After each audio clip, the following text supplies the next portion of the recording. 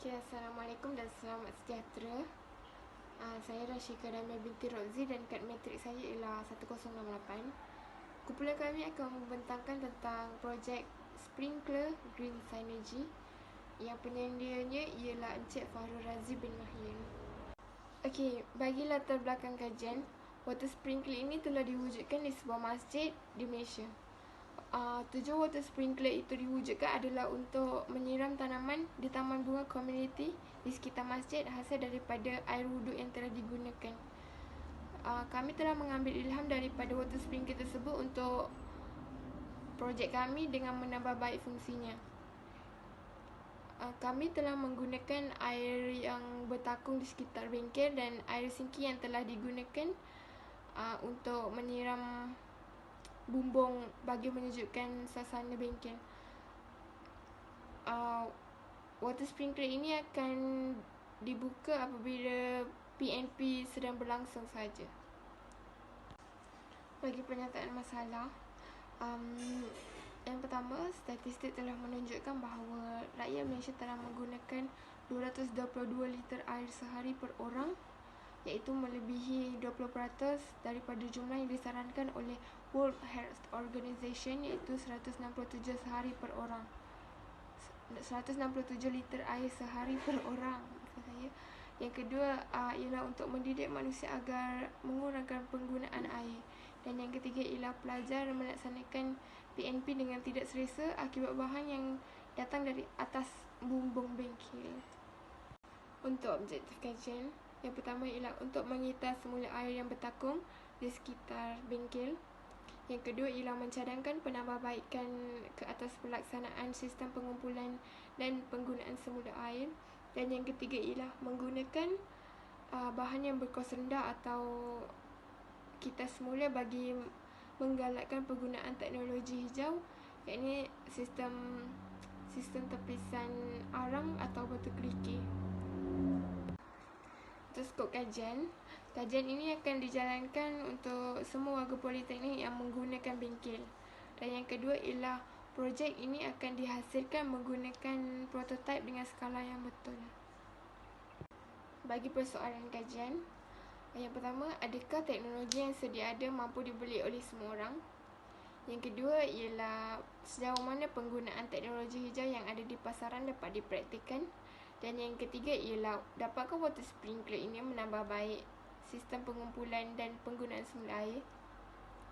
Okay, Assalamualaikum warahmatullahi wabarakatuh. Nama saya Muhammad Akmal-Zuddin bin Muhammad Azman.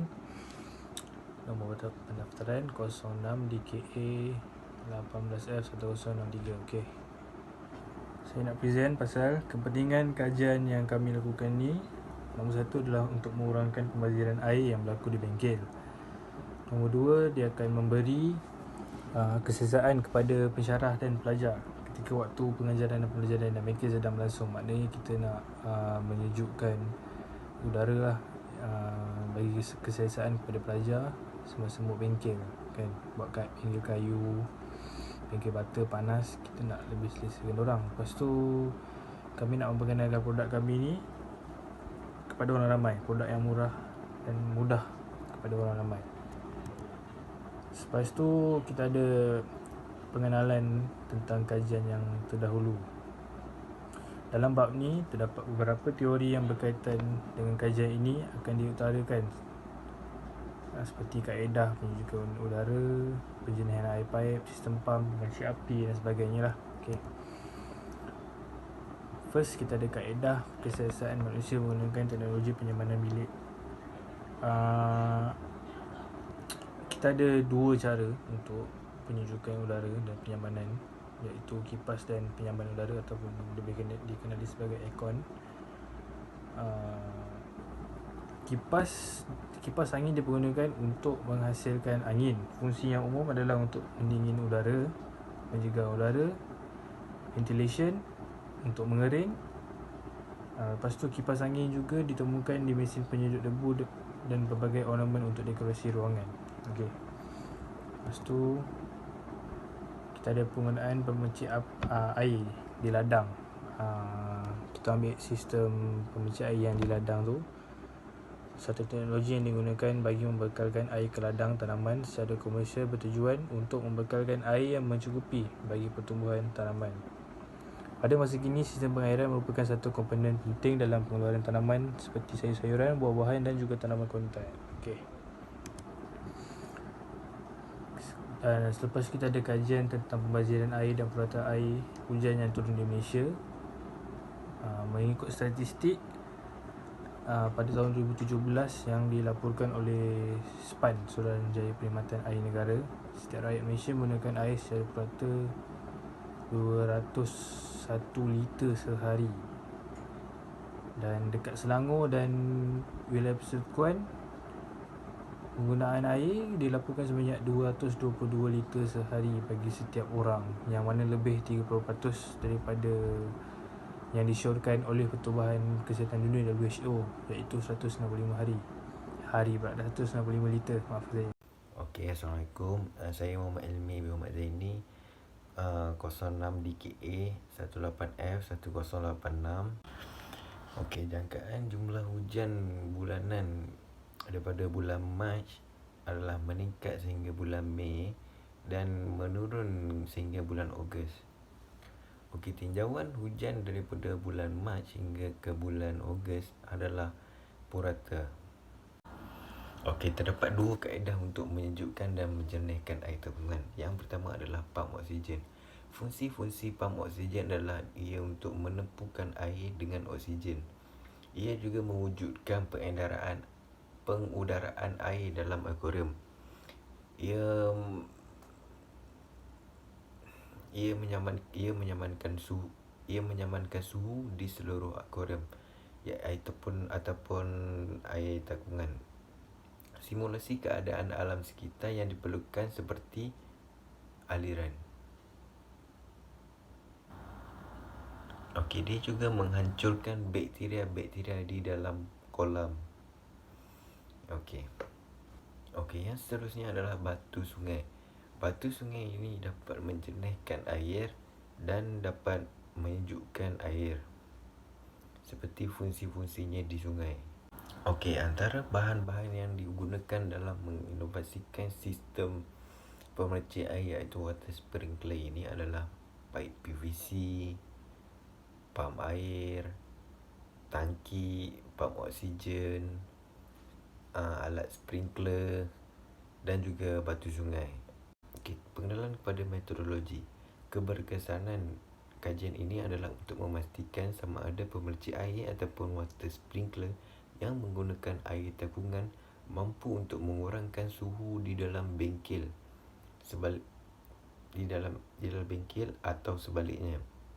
Okey, selain itu, pemercik air ataupun water sprinkler ini dipengaruhi oleh beberapa faktor seperti keluasan permukaan bumbung, keluasan tangki air yang mampu menyimpan air, ketahanan jenis paip yang digunakan dan ciri-ciri fizikal air yang ditakung di dalamnya.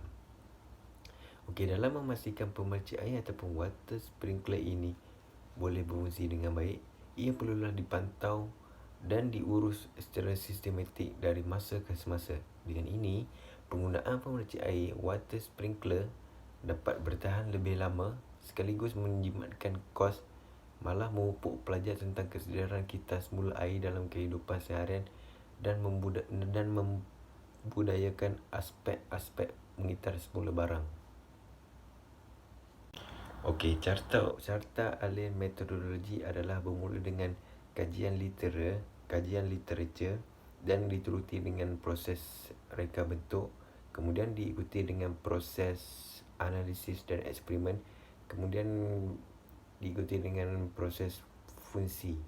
Okey, apa yang kami dapat kumpul ataupun kami dapat mengenal pasti dalam proses kajian literatur ini adalah kami dapat mencari artikel-artikel berkaitan dengan penggunaan water sprinkler yang pernah digunakan di dalam dunia. Adalah contoh seperti penggunaan water sprinkler di kebun dan ladang dan sebagainya. Kemudian kami mengumpul maklumat daripada literature review, daripada buku dan juga pemerhatian Kematian seperti di warung Pak Saleh, iaitu di Batu 4 Podisen. Assalamualaikum dan salam sejahtera. Nama saya Muhammad Hafi bin Mustafa, matrik nombor 06 DKA 18F1085. Penyelia saya ialah Encik Fahrul Razi bin Mahyun. Saya ingin terangkan tentang metodologi dan kos projek. Ahli metodologi yang kedua ialah mereka bentuk projek. Kami menggunakan pelbagai aplikasi untuk mereka bentuk projek, iaitu SketchUp dan AutoCAD. Kami menggunakan SketchUp dan AutoCAD untuk merancang ukuran bentuk projek. Contohnya, ukuran permecik air ataupun sprinkler daripada tangki air tadahan untuk dipercikkan di atas bumbung bengkel dan memberi keselesaan kepada pelajar dan pensyarah yang menggunakan bengkel itu. Yang kedua, kami melakukan kaedah ujian bahan dan projek untuk mendapatkan maklumat tentang ketahanan bahan projek kami. Contohnya, tangki air, paip dan pam air. Okey, yang ketiga, kami menganalisis data menggunakan Microsoft Excel. Kami menganalisis data yang diperoleh daripada pelajar-pelajar yang menggunakan bengkel kayu itu. Ahli metodologi yang terakhir ialah fungsi.